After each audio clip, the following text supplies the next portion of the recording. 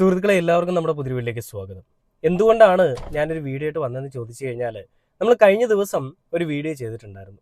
എന്തെന്ന് വെച്ച് കഴിഞ്ഞാൽ, കലാമണ്ഡലം സത്യഭാമ എന്ന് പറയുന്ന ആ അമ്മച്ചിയെ പറ്റിയാണ്, സരസ്വതി വിളയാടുന്ന നാവും പ്രവൃത്തിയും ഒക്കെയുള്ള ആ ഒരു നല്ലൊരു അമ്മച്ചിയെ പറ്റിയാണ് നമ്മൾ വീഡിയോ ചെയ്തിരുന്നത്. എന്താ സംഭവം എന്ന് വെച്ച് കഴിഞ്ഞാൽ, സ്നേഹ ശ്രീകുമാർ എന്ന് പറയുന്ന നടി, ആ നടിയെ പറ്റി ഈ പെണ്ണുമ്പിള്ള പറഞ്ഞ കുറച്ച് വൃത്തികെട്ട കാര്യങ്ങളെ പറ്റിയാണ് നമ്മൾ ചർച്ച ചെയ്തത്.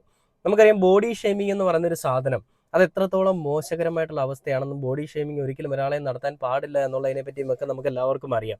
അങ്ങനെ ഒരു കാലഘട്ടത്തിലും അല്ലെ അങ്ങനെ ഒരു സമയത്തും അതിനെപ്പറ്റി എല്ലാ അറിവും ഉണ്ടായിട്ടും എല്ലാം കുറെ പഠിച്ച് വിവരമൊക്കെ ഉണ്ടെന്നാണ് സ്വയമേ അഹങ്കരിക്കുന്ന ഈ പെണ്ണുമ്പിള്ള.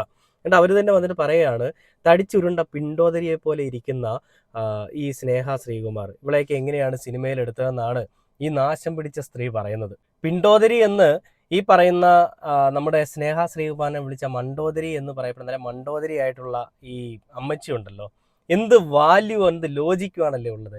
സ്ത്രീകൾക്ക് തന്നെ നാണക്കേടും മാനക്കേടും ഉണ്ടാക്കാൻ വേണ്ടിയിട്ട്, അല്ലെ സ്ത്രീ സമൂഹത്തിനെ തന്നെ ഒരു വരി വലിച്ച് കാട്ടുന്ന, അല്ലെ സ്ത്രീ സമൂഹത്തിനെ തന്നെ നാണം കെടുത്തുന്ന ഒരു സ്ത്രീ, അങ്ങനെയാണ് ഇവരെ വിളിക്കേണ്ടത്. സ്ത്രീ എന്നൊന്നും നമുക്ക് വിളിക്കാൻ തോന്നുന്നില്ല, സ്ത്രീ എന്ന് വിളിക്കേണ്ട കാര്യമേ ഇല്ല. അങ്ങനെ ഒരു സാധനമാണിത്. വന്നിട്ട് ഒരുമാതിരി എന്താ പറയുക, ഒരു വൃത്തികെട്ട സംസാര രീതികളും വൃത്തികെട്ട പ്രവർത്തികളുമായിട്ട് ഇങ്ങനെ ക്യാമറയുടെ മുൻപിലേക്ക് എല്ലാ ദിവസവും വൈകുന്നേരം ആകുമ്പോൾ ചായയുടെയും കഴിഞ്ഞിട്ട് അമ്മച്ചി വന്നിരിക്കും. എന്നിട്ട് ആരെപ്പറ്റി പറയാം, ആരെപ്പറ്റി അപരാധങ്ങൾ പറയാമെന്ന് ചിന്തിച്ചുകൊണ്ട് കുറേ വീഡിയോ അങ്ങ് ചെയ്യും. അതിൽ സീക്രട്ട് ഏജന്റിനെ കഴിഞ്ഞ ദിവസം അമ്മച്ചി കളിയാക്കിക്കൊണ്ടൊരു വീഡിയോ ചെയ്തിട്ടുണ്ടായിരുന്നു. നിനക്ക് വേറെ വല്ല പണിക്കും പോടാ, 5-6 വാഴ നട്, അങ്ങനെയൊക്കെ നിങ്ങളുടെ മാതാപിതാക്കൾ വിചാരിച്ചിരുന്നെങ്കിൽ ഇന്ന് നമുക്ക് ഈ കാണുന്ന ഒരു വൃത്തികെട്ട സാധനത്തിനെ കാണേണ്ടി വരത്തില്ലായിരുന്നു.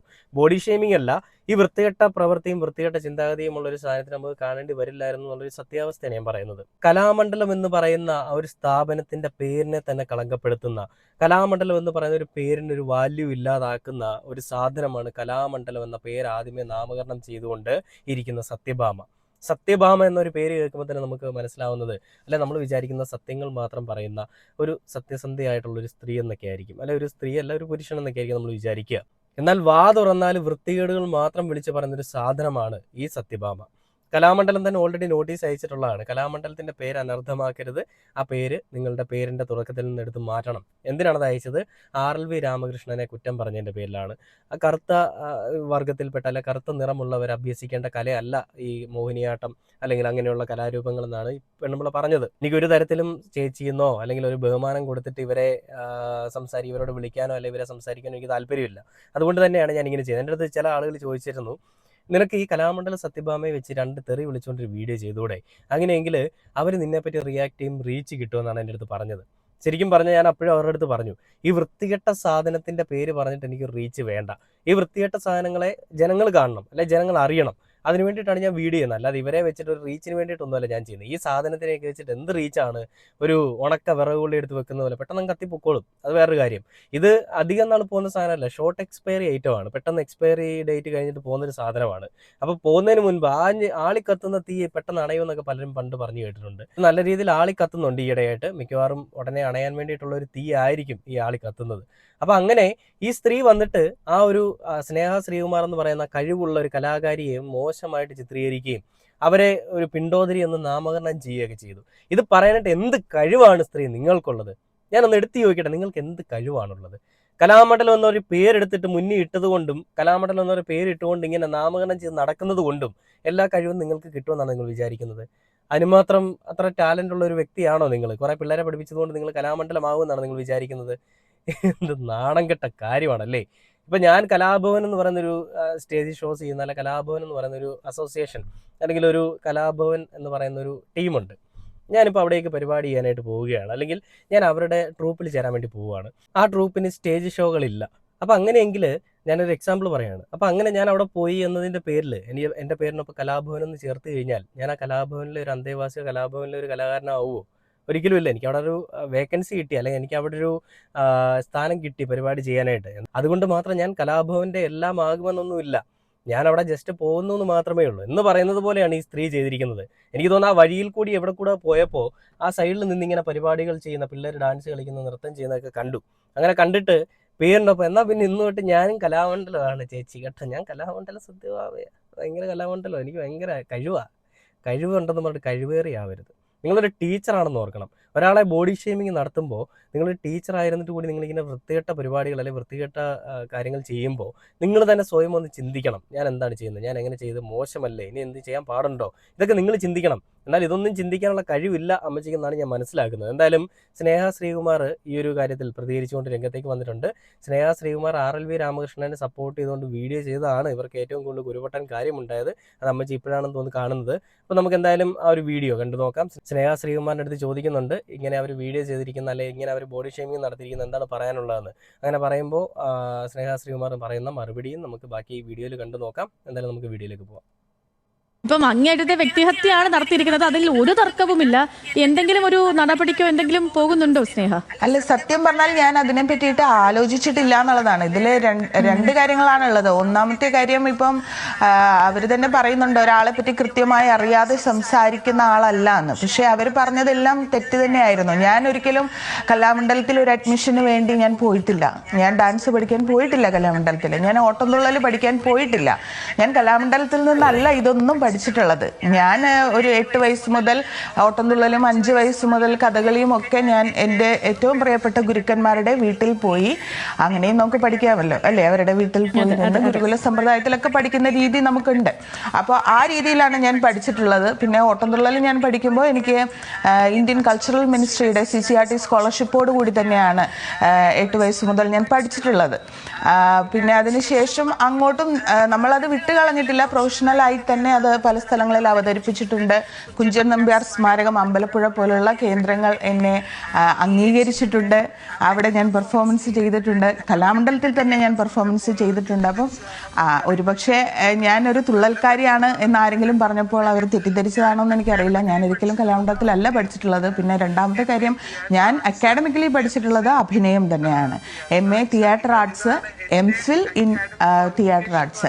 ഇതാണ് എൻ്റെ അക്കാഡമിക് ക്വാളിഫിക്കേഷൻ എന്ന് പറയുന്നത്. MAയും MPhilഉം ഞാൻ തിയേറ്റർ ആർട്സിൽ തന്നെയാണ് എടുത്തിട്ടുള്ളത്. ദൈവം സഹായിച്ച് ഞാൻ പഠിച്ച വിഷയത്തിൽ തന്നെയാണ് ഞാൻ ഉപജീവന മാർഗവും കണ്ടുകൊണ്ടിരിക്കുന്നത്. അപ്പം അതിൽ തന്നെ വേണമോ എന്നുള്ള ചോദ്യമൊക്കെ ഉണ്ട്. അപ്പം അവർ പറഞ്ഞ അടിസ്ഥാനത്തിലാണ് ഞാൻ പറയുന്നത്.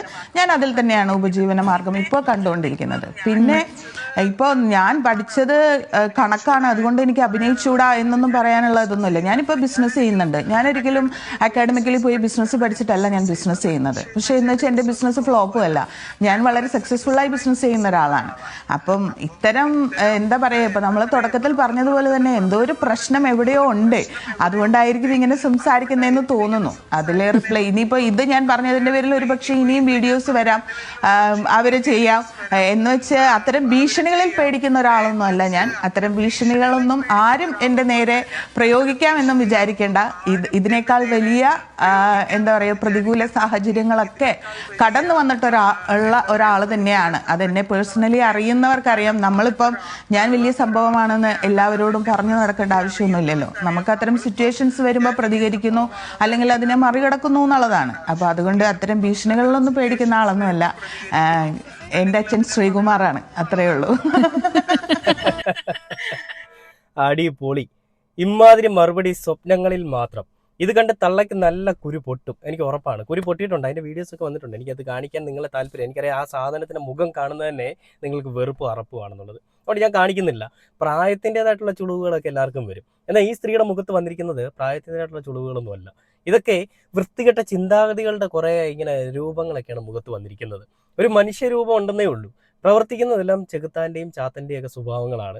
എന്തൊരു വൃത്തികെട്ട രീതിയും എന്തൊരു വൃത്തികെട്ട അപഹാസ്യമായിട്ടുള്ളൊരു കഥാപാത്രവുമാണ് സ്ത്രീ. നിങ്ങൾ നാണമുണ്ടോ നിങ്ങൾക്ക്? ഞാൻ ഒരുപാട് സ്ത്രീകളെ കണ്ടിട്ടുണ്ട്. ഇങ്ങനത്തെ ഒരു വൃത്തികെട്ട സാധനത്തിന് എൻ്റെ ലൈഫിൽ ഞാൻ കണ്ടിട്ടില്ല. നിങ്ങൾ ആരും കണ്ടിട്ടുണ്ടാവില്ല.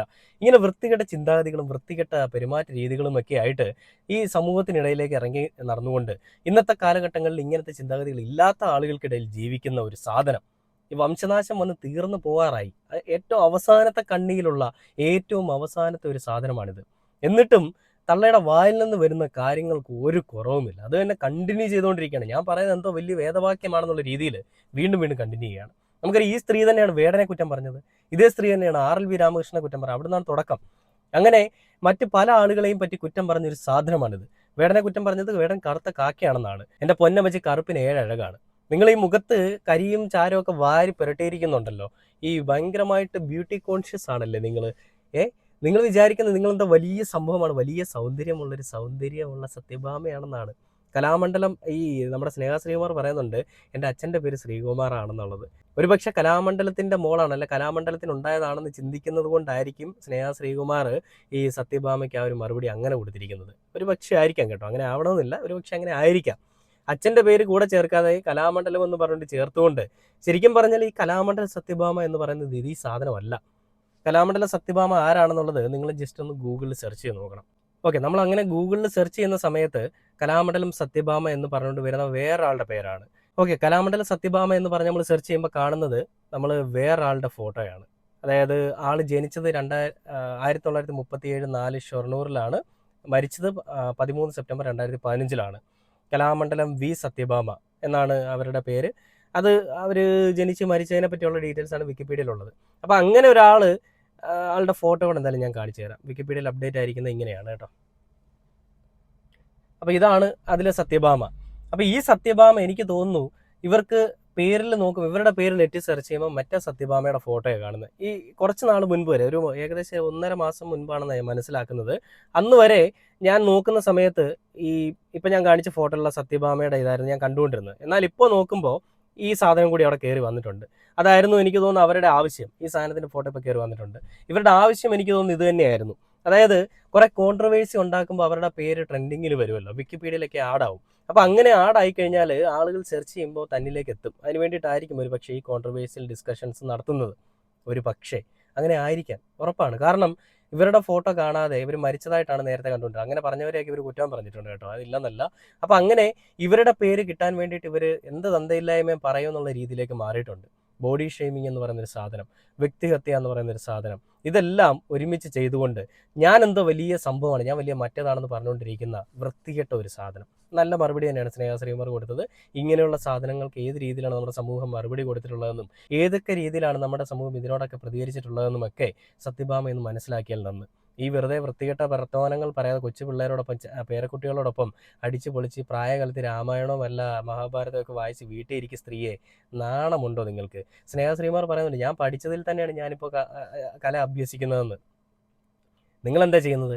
കലാമണ്ഡലത്തിൽ പോയി നൃത്തം പഠിച്ചിട്ട് നിങ്ങൾ വീട്ടിൽ ഇരുന്ന് കുറ്റം പറയുകയാണ്. ഒരു കഴിവുമില്ല. ഈ നിങ്ങളെപ്പറ്റി പറയുന്നതിൽ എനിക്ക് ഒരു താല്പര്യമില്ല. പക്ഷേ ഇങ്ങനത്തെ വൃത്തികെട്ട നപുംസകം പോലത്തെ വൃത്തികെട്ട സാധനങ്ങൾ, മണ്ടോദരി നമ്മുടെ കേരളത്തിലുണ്ടല്ലോ എന്ന് പറയുമ്പോൾ എനിക്ക് നല്ല വിഷമമുണ്ട്. അത് ജനങ്ങൾ അറിയണം. 10 പേരോ 4 പേരോ അറിഞ്ഞാൽ പോരാ, അത് ജനലക്ഷങ്ങൾ അറിയണം. ഇങ്ങനത്തെ വൃത്തികെട്ട സാധനങ്ങളെ ആട്ടി ഓടിക്കുക തന്നെ ചെയ്യണമെന്ന് പറഞ്ഞുകൊണ്ട് ഈ ഒരു വീഡിയോ അവസാനിക്കുകയാണ്.